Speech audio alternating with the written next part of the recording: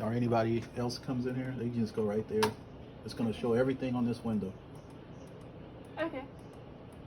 And you just went to Help and then getting started. Yeah. So it explains everything you see here. Okay. And plus, Suja are going to go through this, so that's why he doesn't have to worry about it right now. So that's the step through. Yep. That's for Omnic. This is Omnic here. Okay. So it goes through the And experiment the other setup, all that. What's the other Omnic and Omnic? Omnic Picta. Yep. Omnic So if I go over to Picta, well, here's a couple other things you can look at. So if this was on the network, then you can actually go here and look at any of them. Same type of tutorials like Suja will be doing. Okay. So these are like live videos. Okay. And then if you had any questions about it, you just go to Omnic Help Topics, and it has everything.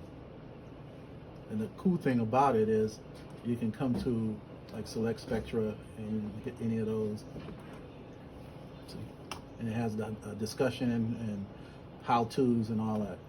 So everything that you want to know about that, if you wanted to go into Omnic Help Topics, it'll explain it very in detail, which is really good. But obviously, you know, experiment setup is where you're going to live here. Yep. That's where everything is done.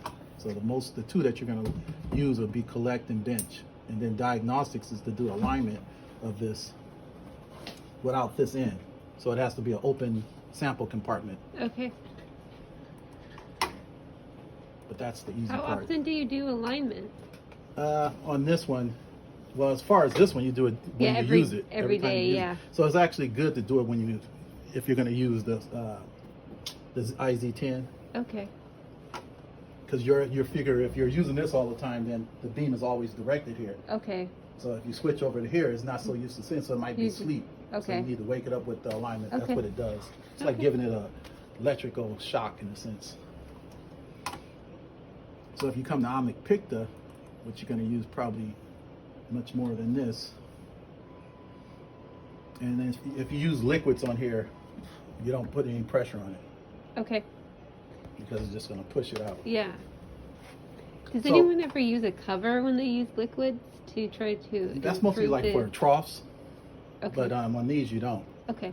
because once you put the pressure on it, because you're not going to put pressure on this, but it'll pick up some of the plastic if you did that. Oh, okay. So here's the step me through. So if you actually were Okay. going to use this all you have to, even after doing it with Suja and you don't use it for a week and you're like, I don't remember none of that, just go step me through. Come here, follow it step by step. It's real time. Okay. So you can it'll go step by step on the Nice. basics. And you can go ahead and do it in real time. Because I could go through all this and, you know, it's not going to do anything because you guys are going to get the details tomorrow. Yep. So it doesn't serve any purpose to do it. But as far as the instrument itself, you have like a 1-year warranty for everything here. Okay. And you have right here, behind here is a source, a light source. Okay.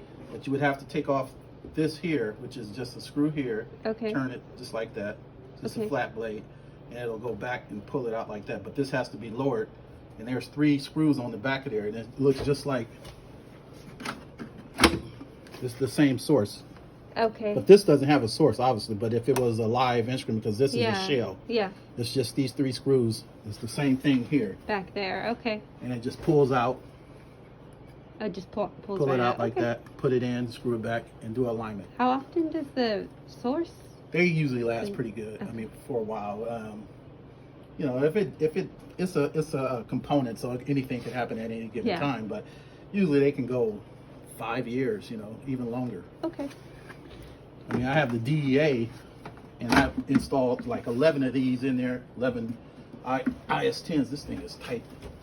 So the You really D10 had to lean on it. See this here? Yeah. That's where it's going in, Yeah. Okay. and that's just that. Yeah. It just doesn't want to. Just put this in this side in first. Okay. So then you have some desiccant over here, Okay. and it's just, you can take a look. Okay. It's just those two knobs. And these are your extra desiccant cartridges. You'll never replace it. And They're fine. it just pulls out. Yeah, and so you see how this is this color now? Yep. It's usually blue. Yours is environment. I don't know why it is when it's close to the ocean.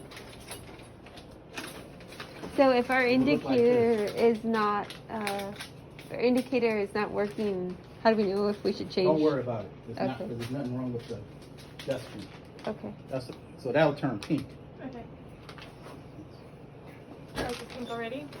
Yeah, it's pink already. There's nothing wrong with the desiccant. That desiccant Like will great. last 10 years from now, it'll still be like Oh, I that. thought it. I saw it. I don't know. Yeah, that desiccant will last forever. Let's see how the one. Do you on the- mean like this is pink? Yeah, this would turn pink. It's just white. Okay, right now it's just white. Probably Okay. faded so much. Yeah, see how that one is kind of turned a little bit? Yeah. It's not pink, it's kind of Yeah, but it normally would be beige-ish. blue. So okay. you don't have to really worry about that because it's not anything wrong with it. Okay. So you can. So the things that you can replace are the desiccant, the source, and the power supply. Okay. And the power supply is just like a regular computer power supply that plugs in the back. Okay. Just like a thumb screw. You know, you just turn it. Okay. And here, the desiccant is right here. Oh, it's under here? Yeah. Okay. So here's the instructions for it. Okay.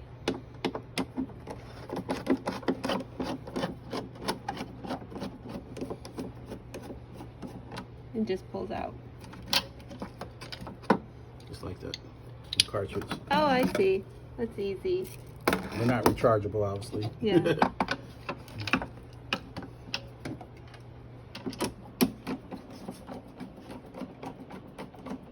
I like the screwdriver a little. I know. Yeah, it comes in handy. I really like So that. the other thing you got to look at, so you have the other side, which is the smaller one. Okay. So if you go like this, then you have We the have the flat blade. flathead. Awesome. I didn't even know that for a while. I love it when you don't know those things and then all of a sudden you Like, oh, I figure them didn't out and know you're that like, was there. I thought it was oh. always just a Phillips head screwdriver. So when you power this down, so turn off the minimize that, or actually just close it. Close it. Okay. The blue light will turn off too, right? Nope, Oh, no. the power supply right here. Okay. So if you come in the morning and you're gonna go ahead and use it, turn on the instrument first. Can't have the software on first, Instrument first. Instrument first. Okay. but you can. So once this is on and the light is staying steady, Okay. it's solid, then you can actually go in and out of the software. Okay. But if you ever have to initialize everything, you have to turn this off. Okay. And So- clicking's normal? Excuse me? The clicking is normal? Yeah. Okay. Yep, that's normal. So that what you hear there is just the motors and the aperture and stuff moving. Okay. So if you have a problem where the joystick is acting like that, just reboot everything. Reinitialize, okay. Yeah, unplug it from the back, plug it back in. Okay. Because you have two ways of using it. Obviously, you have the joystick on the software, and then this one here. So you hear it moving. So it's still initializing. It's going to blink twice, and then it's going to go. It's going to go solid.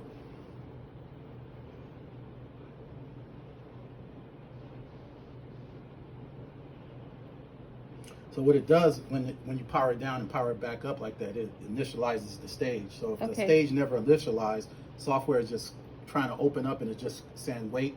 That means because the stage never initialized. Okay. So you're moving down.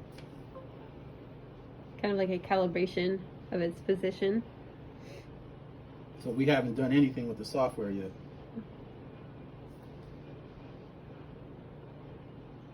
So, and you can open it up.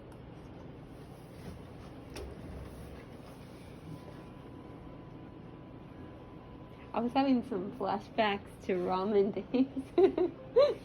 So now it'll initialize the no. stage. So it's asking to make sure nothing's in there. Okay. So completely empty. So there you Okay. go. So if it never does that, it's just going to sit Okay. because it has to see the initialization.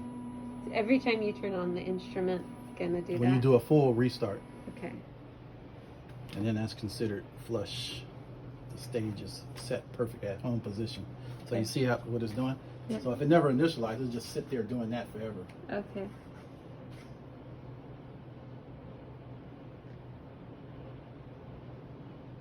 So it's moving up. It's going to, once it hits the home position, then it'll let the software open up. Launch, yeah.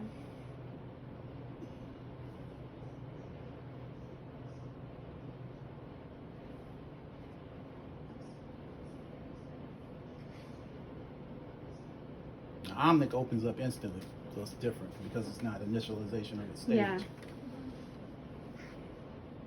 We love this stage, though. So useful.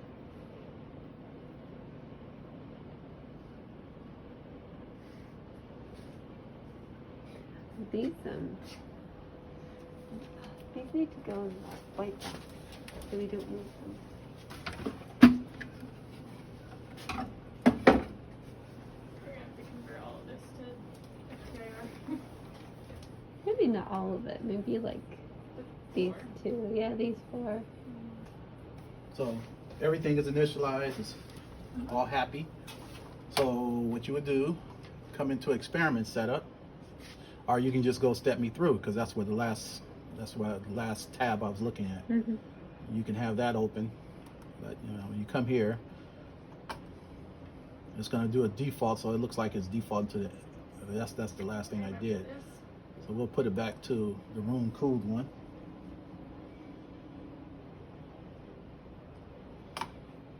And then you come here, you can look at IR energy. So if you hover over these, see how you, Yep. It shows. they should have Label. actually labeled these, a lot of this, like even all this here. But I guess if you know it, then you'll know to hover over it. So you know that you got some throughput going there. So now you come to system status and then go to align. It'll prompt you, make sure nothing's in the sample area, and just let it do its magic. Yellow isn't good, right? No, this is fine for this. Oh, for Yeah. the Yep. DGTS. Yeah, that's Okay. fine. Okay, so See, because it's at the 4. round 4. Yeah. I've had it low as like 1.7, 1.8. That's not ideal, but I can get it to do the PV test under the DTGS because you're probably never going to use that DTGS. Probably not. You have no reason to use it. Yeah. Can't use it with the ATR.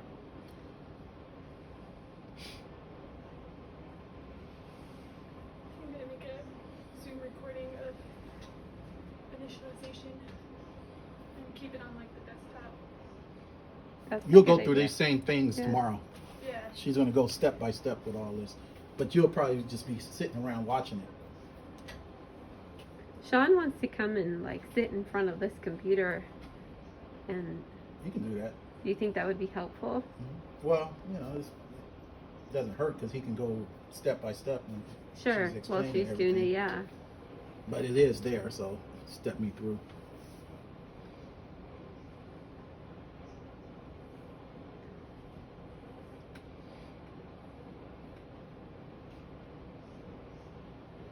So normally it'll take, it could take up to 5-10 minutes.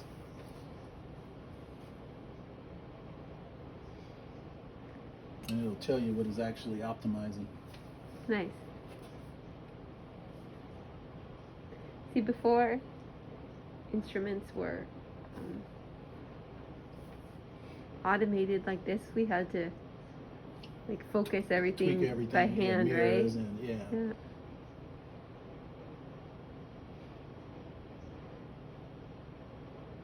He had an old instrument like that in graduate school, You just sit there and turn knobs and be like, And it's huge For too, life. huh? Probably was big.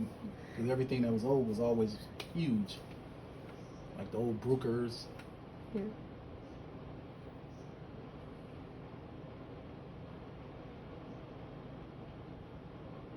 Did we put liquid nitrogen in? Yes, Kevin yeah, did. from this morning. I missed that step, so sorry. I made the coffee mug joke.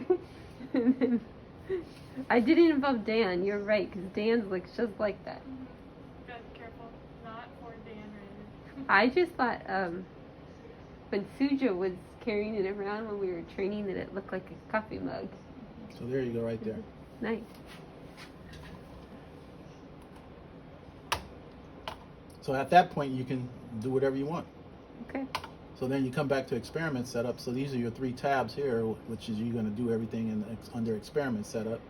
And this is exactly, only thing that's different is choosing the detectors, but it's just like Omnic. This is just in a different format. Yeah. So if you look at, checking libraries, which that's all here, analyzing images and Yep. spectra. So the file system is the same.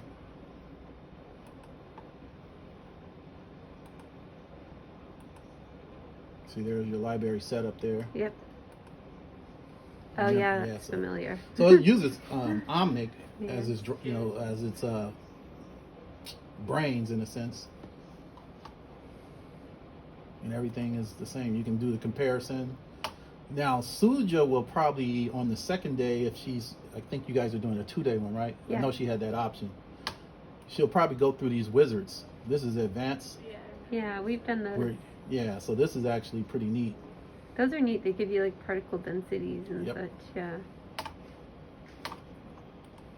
If you can get your material onto the right surface, that's our challenge. Yeah, like this one here, doing it on the random mixtures or the cross sections. Yeah. So same thing here. If you want to get more detailed, it's all here. Great.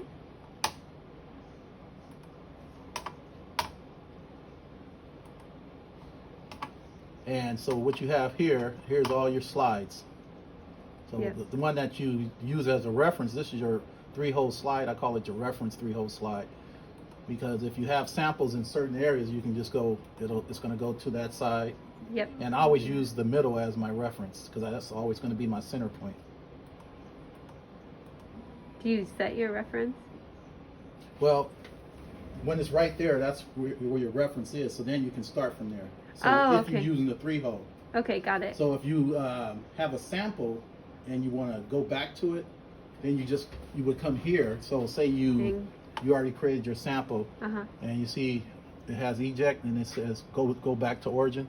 Oh, got it. Or you can just go when you create a sample point. You can say all these different samples. So if you look at this slide here, so you can create sample point 1, 2, and Yep. so on, and it'll go Yep. like that. And then when you get rid of them, you just right click on it, and all those sample points, it'll just say delete, delete, delete. Okay. And that's just your section one. This is more of your editing eraser. That's your area tool, like if you wanted to do a map. Yep. Section, a line tool, sample point. So you can do the same thing by right clicking into the box. And you can get the same information. That's your background point. And this is just to center it. Like if you had a certain sample and you want to center it on it, that's all you do is grab this and it'll center to whatever that sample is. Okay. And this is just your selection tool. So if I chose this, see how I have it now? See what it looks like? So if I wanted to get out of that, because it'll stay there. Okay. If I want to get out, I just go like Click that. Now again. it's gone. That's your mosaic here. Well, I mean more save, ruler. And that's if you're going to annotate. Nice. Yeah, it's more editing and stuff. Yeah. And here's your illuminator. So obviously the top one is the reflectance, the middle one is your aperture, bottom is transmission. Okay. they just go lower in. They go lower in illumination. It should be transmission. Should be aperture. Should be reflectance. You know, it just don't. I don't get it. So here's your background, and there's your collect. Yep. So like if you're using, the only time that you can use ultra fast mapping is if you're using the imaging array. Yeah. You can use it on the cool too, but this right here is super fast. So this is your focus, autofocus here. Okay. So if I go back to the aperture, there you go. That's if you want to see it illuminated. That's if you had multiple videos. So we already have that hooked up.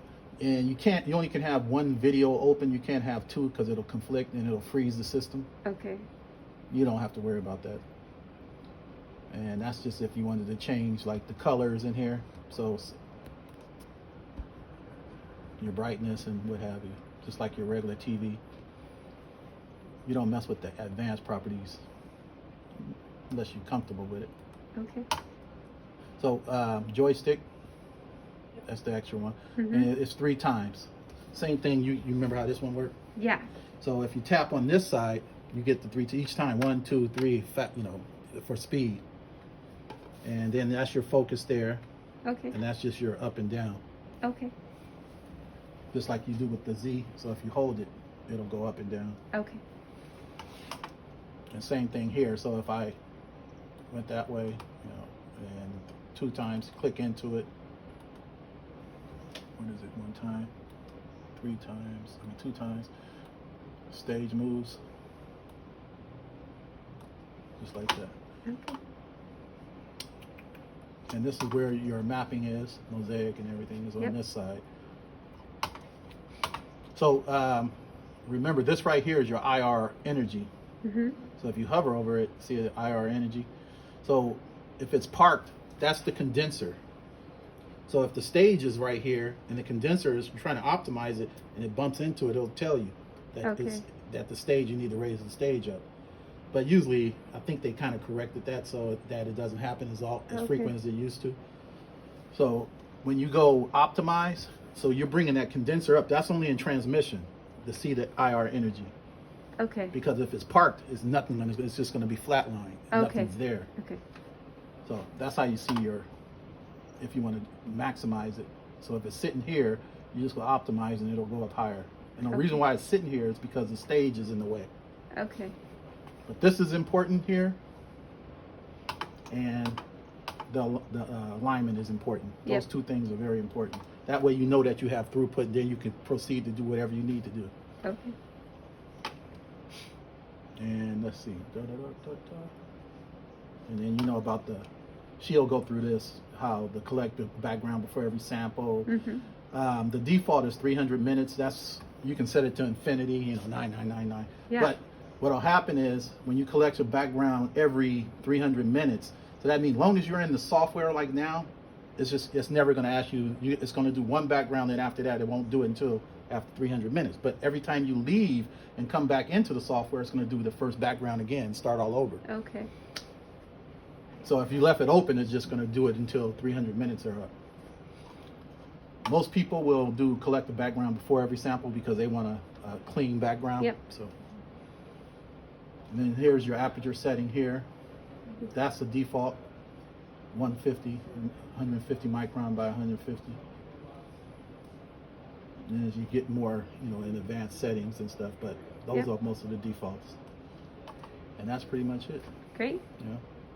Not much to it if you use this.